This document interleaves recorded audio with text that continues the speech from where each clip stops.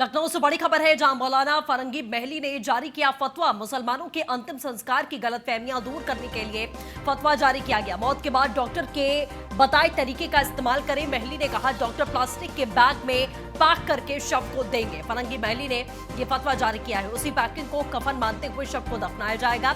दफनाते वक्त नमाज़े जनाजा भी होगी। जिनको गलतफहमी है, उनकी गलतफहमी दूर करनी चाहिए।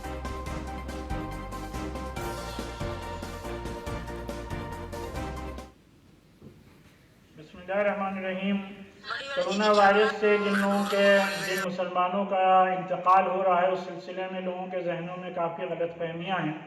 तो इस सिलसिले में दारुल इफ्ता फरंगी महल लखनऊ के सैयद अयाज अहमद साहब ने इस सिलसिले में फतवा चाहा और उन्होंने उसमें सवालात किए कि अगर कोरोना वायरस से किसी का इंतकाल होता है तो उनको कफनाने और उनको गुस्ल देने और दफनाने का क्या तरीका होगा। तो इस सिलसिले में यह फतवा फरंगी महल से जारी किया गया कि अगर कोरोना वायरस से किसी का इंतकाल हो जाता है तो उसे गुस्ल दिया जाएगा, लेकिन उसका तरीका यही है कि जिस तरीके से डॉक्टर उसको प्लास्टिक के बैग में पैक करके देंगे तो वही उसी के ऊपर बस पानी बहा दिया जाएगा और उसी पैकिंग को कफन मान लिया जाएगा और यकीनी तौर पर नमाज जनाजा भी होगी और मुसलमानों के कब्रिस्तान में दफनाया भी जाएगा।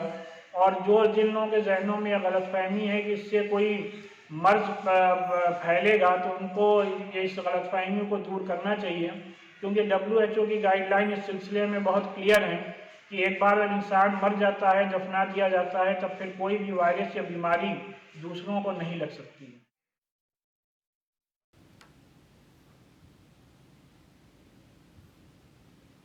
लखनऊ से बड़ी खबर है, जहां प्रमुख सचिव आबकारी और आबकारी आयुक्त की वीडियो कॉन्फ्रेंसिंग आज शाम 4 बजे वीडियो कॉन्फ्रेंसिंग होगी। प्रदेश के आबकारी विभाग के सभी अधिकारी यहां पर उपस्थित रहने के निर्देश जारी किए गए हैं। सभी joint commissioner, deputy commissioner, DO video conferencing से जुड़ेंगे।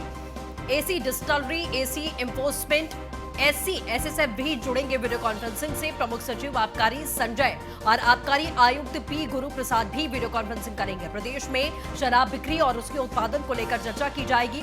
उत्पादन और बिक्री पर बनेगी रणनीति वीडियो कॉन्फ्रेंसिंग के बाद में तय की जाएगी। प्रदेश में शराब बिक्री की तारीख प्रदेश की सभी डिस्टिलरीज के लिए कल निर्देश जारी किया गया था।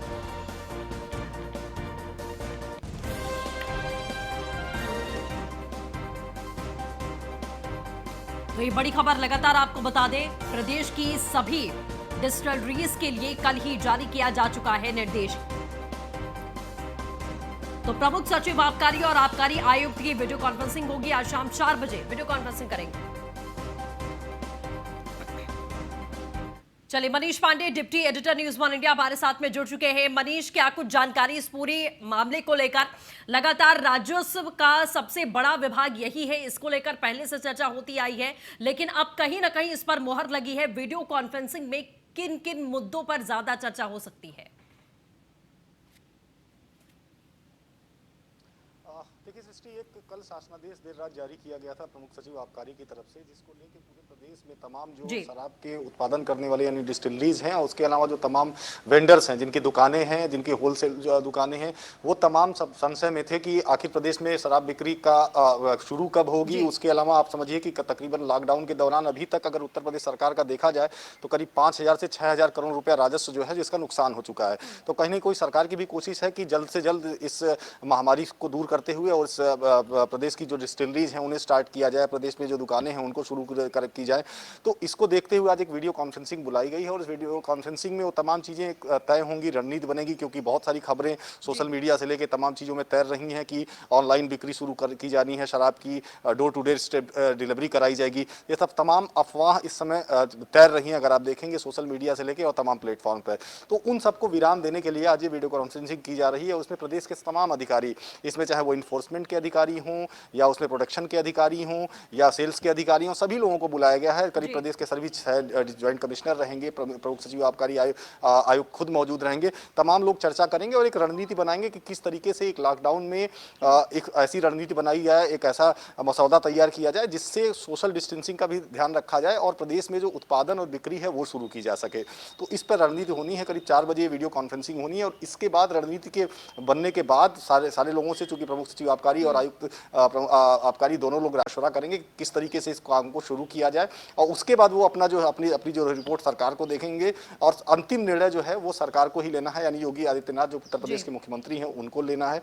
लेकिन तमाम दबाव बन रहा है, और सबसे बड़ी बात कि राजस्व का लगातार नुकसान होता है, इसको देखते हुए ये वीडियो कॉन्फ्रेंसिंग काफी महत्वपूर्ण है। और लगभग इस वीडियो कॉन्फ्रेंसिंग के बाद ये तय हो जाएगा कि प्रदेश में शराब का उत्पादन तो शुरू हो चुका है, लेकिन उसकी बिक्री किस तरीके से शुरू होगी, कब शुरू होगी और उसकी क्या रणनीति होगी। बिल्कुल जाहिर तौर पर मनीष कहीं ना कहीं बहुत बड़ी चुनौती है, क्योंकि ये इन चीजों को कंट्रोल करना है, लॉकडाउन का पालन करते हुए अपने राजस्व को भी मेंटेन रखना है, बहुत ज्यादा इफेक्ट ना हो ये भी चीजें सोचनी है, और लोगों को भी कहीं ना कहीं समझाना है, जागरूक करना है कि अगर उत्पादन तो शुरू हो चुका है, दुकानें कैसे खोलनी है, होम डिलीवरी होगी या लोग आ सकते हैं लेने के लिए, इन तमाम चीजों पर फोकस करना पड़ेगा, क्योंकि बराबरी का मेंटेनेंस बहुत जरूरी है इसमें।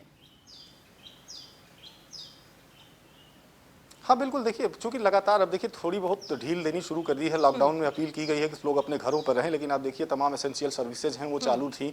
उसके अलावा आज ही शासनादेश जारी किया गया जिसमें तमाम समूह क ख के जो कर्मचारी हैं उनको जाने के लिए, उनको आने के लिए, कार्यालय बुलाने के लिए भी परमिशन दी जा रही है। तो कहीं ना कहीं धीरे धीरे चीज़ों को ठीक किया जा रहा है, धीरे धीरे एक व्यवस्था बनाई जा रही है कि इस लॉकडाउन के दौरान भी कैसे जो है व्यवस्थित तरीके से सारा काम हो सके। वो रही बात आबकारी विभाग की, तो चूंकि मैंने आपको बताया कि इस पूरे लॉकडाउन के दौरान तकरीबन 5,000 से 6,000 करोड़ रुपए का नुकसान राजस्व का हो चुका है।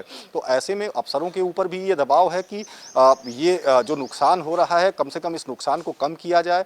और सबसे बड़ी बात जो कल आपको बता दें, कल डिस्टिलरीज को जो ऑन करने के लिए, जो प्रोडक्शन शुरू करने के लिए परमिशन इसलिए दी गई कि जो एक पूरे प्रदेश से रिपोर्ट आई थी, जो एक डेटा कलेक्शन किया था एक्साइज डिपार्टमेंट ने, उसके हिसाब से सिर्फ 2 दिन का स्टॉक बचा था कि जो कंजम्पशन है, जो खपत है प्रदेश में, उस हिसाब से अगर देखा जाए तो मार्केट में सिर्फ 2 दिन का कोटा बचा हुआ था। ऐसे में अगर कभी भी, अगर 20 के बाद भी, 20 अप्रैल के बाद भी अगर इस पर सहमति बन पाती तो 2 दिन के अंदर ही बाजार से पूरी की पूरी जो है मार्केट से पूरी की पूरी सारी चीज बॉटल्स गायब हो सकती थी। तो ऐसे में प्रोडक्शन की एक परमिशन दी गई है तमाम डिस्टिलरीज को। अब उस प्रोडक्शन को कैसे मार्केट में पहुंचाना है, कैसे दुकानों तक पहुंचाना है और कैसे लोगों तक पहुंचाना है, इस पर रणनीति आज बनाई जा रही है। हम आपसे लगातार अपडेट लेते रहेंगे कि आखिरकार वीडियो कॉन्फ्रेंसिंग में क्या कुछ हुआ है, किस तरीके से रणनीति बनाई गई है, कैसे चर्चा हुई है, हम आपसे लगातार अपडेट लेते रहेंगे। फिलहाल हमारे साथ जुड़ने के लिए बहुत बहुत शुक्रिया।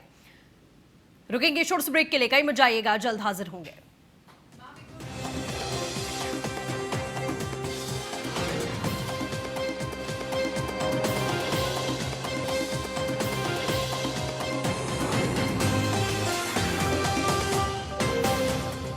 नमस्कार, आप देख रहे हैं न्यूज़ 1 इंडिया। मैं हूं आपके साथ सृष्टि पांडे। इटावा में एक और कोरोना पॉजिटिव पाया गया। आपको बता दें, युवक ताखा के सुतियानी गांव का रहने वाला है। अपनी पत्नी का इलाज कराने आगरा गया था व्यक्ति। सुतियानी गांव को पूरी तरीके से सील कर दिया गया है।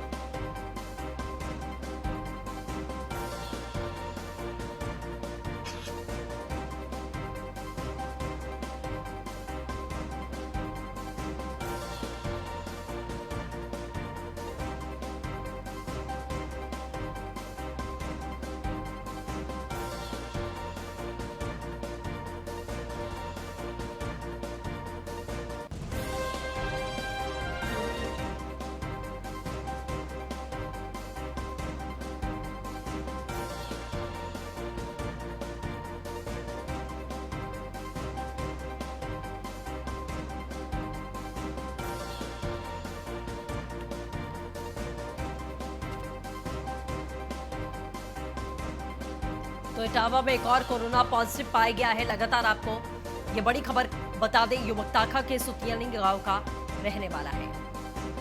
अपनी पत्नी का इलाज कराने आगरा आया था ये व्यक्ति।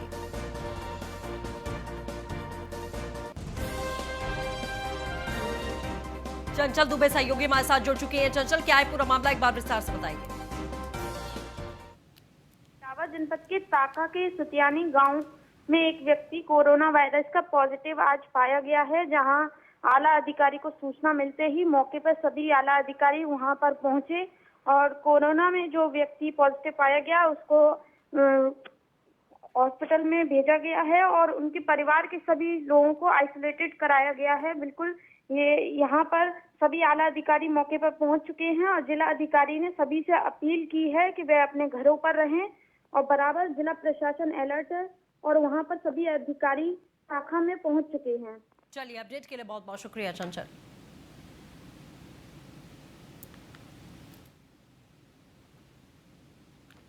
तो आपको लगातार हम ये बड़ी खबर बता रहे हैं, सुतियानी गांव को सील कर दिया गया है। एक व्यक्ति इटावा में और कोरोना पॉजिटिव पाया गया है।